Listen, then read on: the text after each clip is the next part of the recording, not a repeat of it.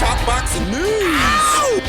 Okay, we'll start with this. The latest updates on what's supposed to be the Claressa Shields versus Savannah Marshall rematch. Claressa Shields herself said, in America, these big networks won't give me, the GWOAT, the platform to show what I've proved all around the world. I have fans, I can sell out these big venues, I'm a big draw, and I'm going to win. I get more views than these men do on major networks. Let's get one thing clear. Claressa Shields versus Savannah Marshall did very good metrics in the United Kingdom, but that's likely because it involved a UK-based fighter, Savannah Marshall. Claressa didn't sell that fight on her own. I think she's understating the role of Savannah Marshall in that fight's commercial success. Could Claressa Shields, on her own, without Savannah Marshall to help her sell it, could she muster up those same metrics in the United Kingdom? Shields versus Marshall turned out to be a bigger fight.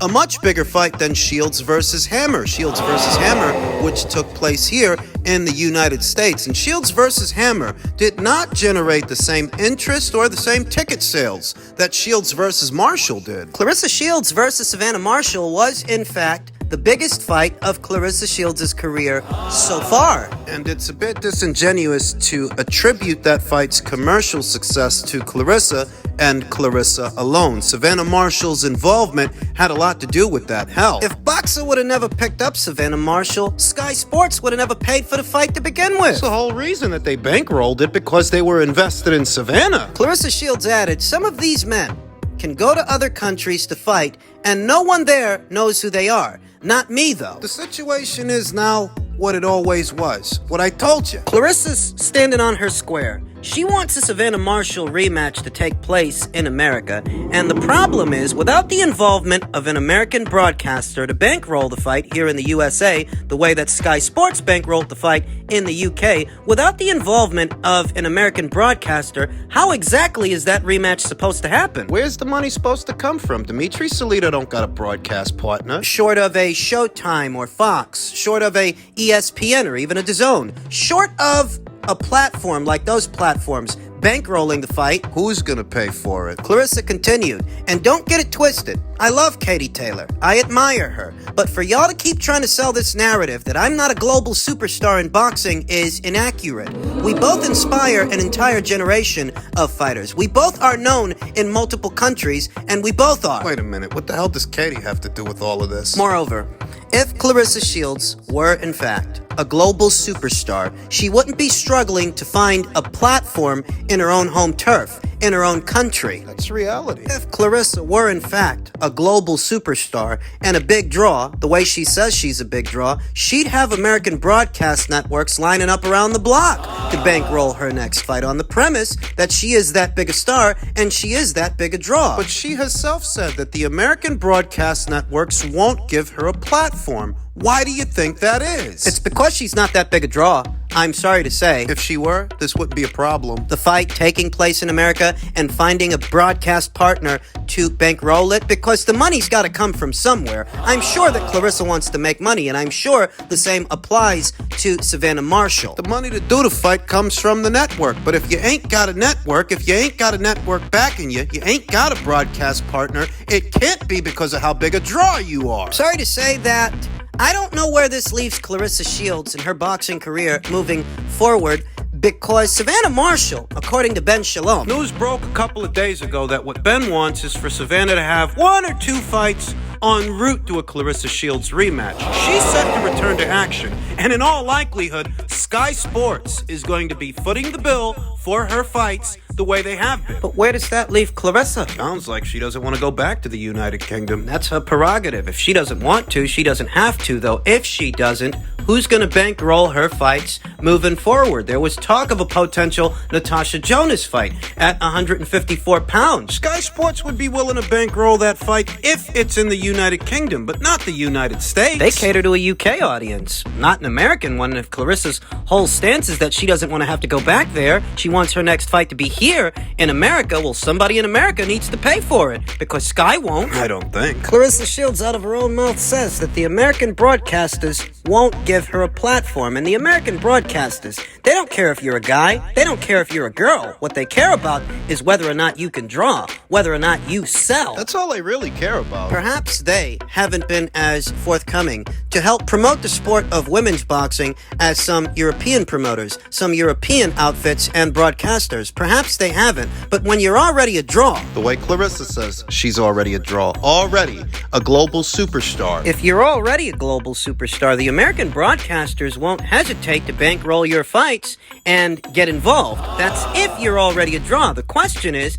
Clarissa Shields really that big a draw in the United States? What fight did she have here in the United States that got the same crowd reaction, the same reception as the Marshall fight in the UK? What fight? Which one? The Hammer fight didn't sell 19,000 or 20,000 tickets or however many it was. Neither did the DeCare fight. Neither one of those fights got the same viewing figures that the Marshall fight got either. So what the hell are we really talking about here? She brought up Katie Taylor. But Katie Taylor's not the one struggling to find a broadcast partner. When does that ever happen? What the hell does she have to do with any of this? So as stated, I don't know what's next for Clarissa. But if her whole angle is that she wants to fight in the United States moving forward, she's going to need to find a broadcast partner. Dimitri Salita, he's going to have to find her one fast. Him and Mark Taffet, because the money's got to come from somewhere. In men's lightweight news, reigning undisputed champion Devin Haney says, I'll show that Vasyl Lomachenko is not a master boxer. One of the more intriguing fights set to go down next year, the long-awaited, long-anticipated Devin Haney versus Vasyl Lomachenko showdown. It was a good meeting. I'm willing to fight whenever, wherever. I've said this numerous times. I should have the say and the power to determine when I'm fighting, Haney told the Boxing Voice. These promoters and networks really have all the say. If you realize, as much as we fighters wished we had the say, what can we do? I love to fight, no matter when it is. I'm going to be victorious, March, May, whoever, whenever. I'm going to be ready, but I would love to do it before Ramadan. Devin Haney's right. Devin Haney hit the nail on the head. It really is the promoters and the networks. The networks especially that decide what fights are going to happen and when, because the money to bankroll those fights comes from the network. It's what we just talked about in reference to Clarissa Shields and Savannah Marshall. Not the fighter. In reference to Vasyl Lomachenko, Devin Haney's first look at him, he stated he was definitely a lot smaller than I thought he was. A lot of people say he's not a real lightweight. He is a smaller guy. The lightweight division is not really his weight class. He's also been winning at the weight, so you can't say that. He's been at this weight class now for a while. He's had time to set in. Haney stands at 5 foot 8 inches, while Vasyl Lomachenko is an inch shorter, according to their BoxRec profiles. But side-by-side comparison on screen appears to favor Haney even more. Haney also went on to say that Lomachenko's matrix-like moves don't bother him. People tend to forget that Vasyl Lomachenko is a rather small lightweight. He's not big for the weight at all, and he's not the kind of lightweight that has the physical dimensions to see himself campaigning one day as a super lightweight. No. While he is proven at this weight, and he is one of the better fighters in the division, make no mistake, he's not a natural lightweight. And big part of the reason he moved up there was because he wasn't getting the kind of fights that he wanted to have, the kind of unification matches he was looking for at super featherweight. Thus, he moved up to lightweight, where he figured cornering fights with guys, relevant ones, won't be as hard. Because they won't be as squirrely. And you know what? They haven't been. Jorge Linares, Luke Campbell, Jose Pedraza, Teofimo Lopez, now Devin Haney. He's had an easier time at lightweight, cornering fights with the who's who fighters at that weight than what he experienced down there at super featherweight. He might be a master boxer to Bob, but he's not a master to me. He's a fighter and human, just like me. I will show that he ain't no master, said Haney, and I like the cut of his jib. I like his attitude, because that's what he's supposed to say ahead of a fight like this. He's not here to pay homage to Vasyl Lomachenko and give him respect. He's here to beat the guy. Not here to cup his balls and say nice things about it. Don't expect Devin Haney to trip over himself giving Vasyl Lomachenko compliments. Put simply, he has a competitor's mindset, a competitor's spirit, and that's what you want to see ahead of a fight like this, because in case you forgot, we're here to see a fight. We're not here to see these two guys kissing each other's asses. Industry insiders speculate that the fight between Vasyl Lomachenko and Devin Haney is set to go down sometime in April, as to not clash with March Madness. College basketball, for those that don't know. Though whether it happens in March or it happens in April, it's a fight that I am very much looking forward to. I don't necessarily have a rooting interest in either fighter. I don't really have a horse in the race, and the dichotomy of the match is what makes it most intriguing. Vasyl Lomachenko here today may not be the same fighter that he was years ago, but is enough left of him. You know, a lot of people saw the Jermaine Ortiz fight and felt, based off that performance, that Vasyl Lomachenko may be in decline. As I often say here on the channel, two things can be true at the same time, lest we forget. Vasyl Lomachenko was coming off a rather lengthy stint of inactivity. It had been a while since he saw action, and he was facing a young, unbeaten up-and-comer who was a naturally bigger man than he is. What we saw in that fight could have just as easily been ring rust as it could have been signs of aging, signs of decline, perhaps a mixture of both. So it didn't take a prime Jorge Linares to land a peach of a right hand on Devin Haney and leave him noticeably buzzed on unsteady legs. Jorge Linares wasn't in his prime when he landed that punch. He didn't have to be in his prime to hurt Devin Haney. So who says Vasyl Lomachenko? Who's a better fighter than Jorge? Who says that he needs to be in his prime to hurt Devin? Who says that he needs to be in his prime to beat Devin? Devin's not as big a puncher as Teofimo Lopez. Vasyl Lomachenko doesn't have to be weary of his power, weary of the counter shots in all the same ways he was weary of Teofimo Lopez's counter shots. You often hear it said in this sport that styles make fights, and in this fight, Vasyl Lomachenko has the right base style for the job. him being a southpaw, leading with his right, as opposed to Devin Haney, who's an orthodox fighter that leads with his left, that could take something off of Devin Haney's jab, could make it a little bit hard to land. And Devin Haney's jab really is his money punch, more so than a right hand, a right cross, a left hook, or an uppercut. His money punch is his jab. Vasyl Lomachenko being as fleet of foot as he is, tack on that he's a southpaw, a mobile one, a volume puncher that throws punches from awkward angles. It's safe to say that managing the distance against Vasyl Lomachenko might be a little bit harder than managing the distance against, say, George Kambosos or Jojo Diaz. And while Vasyl Lomachenko did look human opposite the ring Jermaine Ortiz is not a carbon copy of Devin Haney. I'd wager that Jermaine Ortiz exhibits more inside game, mid-range to inside, than Devin Haney does. Devin Haney, for the most part, is an outside fighter, an outside jabber. He's not a mid-range puncher. I'd wager that Jermaine Ortiz is a bit more physical than Devin Haney. Devin wants to spend most of the fight on the outside, fighting at a safe distance, long distance. Can he do that